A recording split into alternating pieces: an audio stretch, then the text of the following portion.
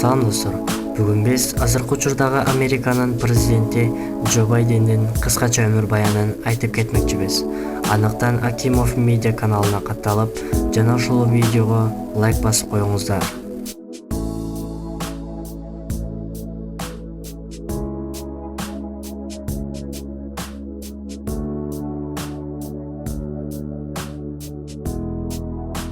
Джо Байден 1942-жылы 20-ноябрда Пенсильвания штатындагы Скрантон шаарында туулган. Атасы Джозеф Робинет Байден кичүү жана энеси Кэтрин Евгения Финнеган. Ал католик үй бүлөсүнүн 4 баласынын эң биринчиси. Энеден тараган. Ар кандай маалыматтарга караганда Ирландиянын Лаут округунан же Дарри округунан. Азыркы Түндүк Ирландия десек да адашпайбыз.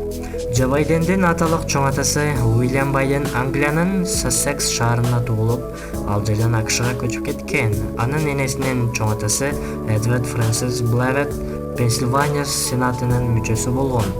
Анын эки тууганы бар, Джеймс Брайан жана Фрэнсис, жана карындашы Валери Оуэнс. Джозеф Байден Вильмингтон шаарындагы Сент Хелена мектебинде, андан кийин жеке даярдоо мектебинде окуган.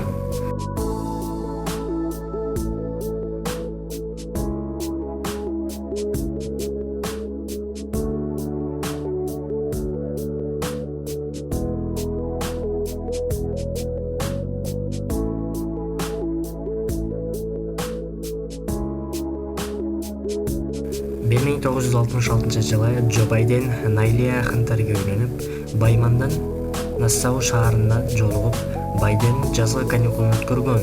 Байден католик жана Найлиянын үй бүлөсү пресвитериандар болгондуктан, кыздын атасы алардын мамилелерине каршы болгон. Бирок Найлия ийгиликке жеткен. 1972-жылы Байдендин биринчи аялы жана алардын кызы Наоми жол кырсыгынан каза болушкан. Унада Бо жана Хантер аттуу уулдары дагы болгон жана оор жаракат алышкан, бирок тирүү калышкан жана аларды багуу Байден үчүн биринчи орунда турган. 1978-жылы Байден экинчи ирет үйлөндү. Анын аялы Джилл Стивенсон. Бул никеде Эшли аттуу кыз төрөлгөн. Бала кезинде Байден катуу кекиштенген, бирок 3-10 жылдыкта жүргөнгө сүйлөөсү жакшырган.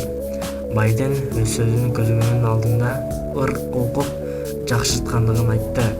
Бирок кекиштенүү анын 2020-жылдагы демократиялык дебаттагы оюну таасир эткен деген божомолдор да бар. Байден спирт ичимдиктерин ичпейт. Анткени анын айтымында менин үй бүлөмдө алкоголиктер жетиштүү болчу, дейт Джо Байден. Джо Байден өлкөнүн тарыхындагы эң улуу АКШ президенти, инаугурация учурунда 78 жашта. Делаверден АКШнын биринчи президенти, экинчиси католик президенти.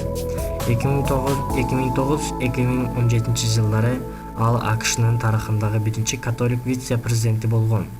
1973-1979 жылдары ал АКШнын эң жаш сенатору болгон. Мына достор, ошол менен Джо Байдендин кыскача өмүр баянын айтып бүттүк. Каналга катталганды унутпаңыздар. Ошондой эле видеону бөлүшүп, кийинки чыгарылышка чейин сак саламатта туруңуздар.